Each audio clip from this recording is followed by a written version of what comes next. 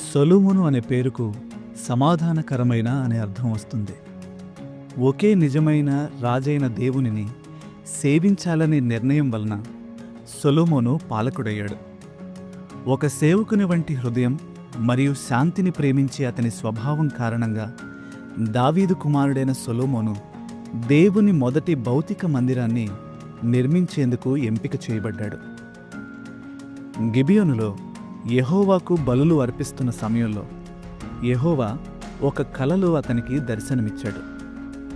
సొలొమోనుకు ఏదైనా కోరుకోవడానికి దేవుడు అనుమతినిచ్చాడు.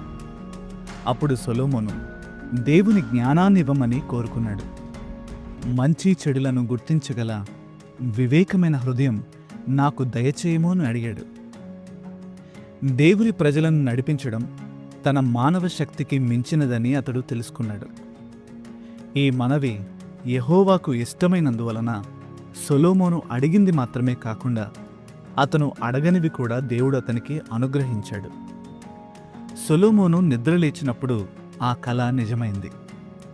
అతడు భూమిపైనే అత్యంత జ్ఞానవంతుడు, ధనవంతుడు, శక్తివంతుడైన రాజయ్యాడు.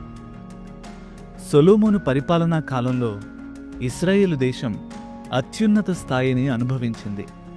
అతని జ్ఞానం జీవితంలోని ప్రతి రంగానికి వ్యాపించింది, ఒక్క విషయంలో తప్ప. అతని తండ్రి పడిపోయిన అదే వ్యభిచార పాపంలో ఇతడు కూడా పడిపోయాడు.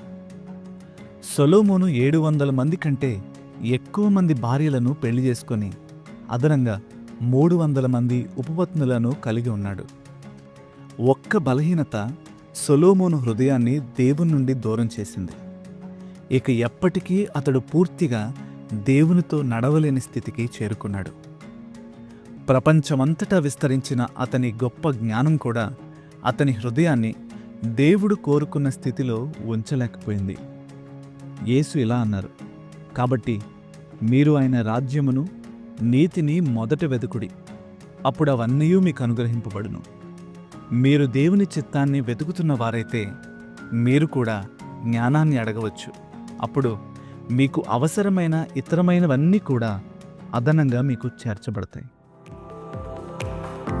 బైబిల్ ఇన్ఫ్లుయెన్సర్స్ అనే సిరీస్ మీకు ఆశీర్వాదకరంగా ఉంటే మా ఈ ప్రయత్నానికి లైక్, షేర్ అండ్ సబ్స్క్రైబ్ చేసి మమ్మల్ని ప్రోత్సహించండి. మరొక కొత్త బైబిల్ ఇన్ఫ్లుయెన్సర్తో మీ ముందుకు వస్తాం. Until then, God bless you.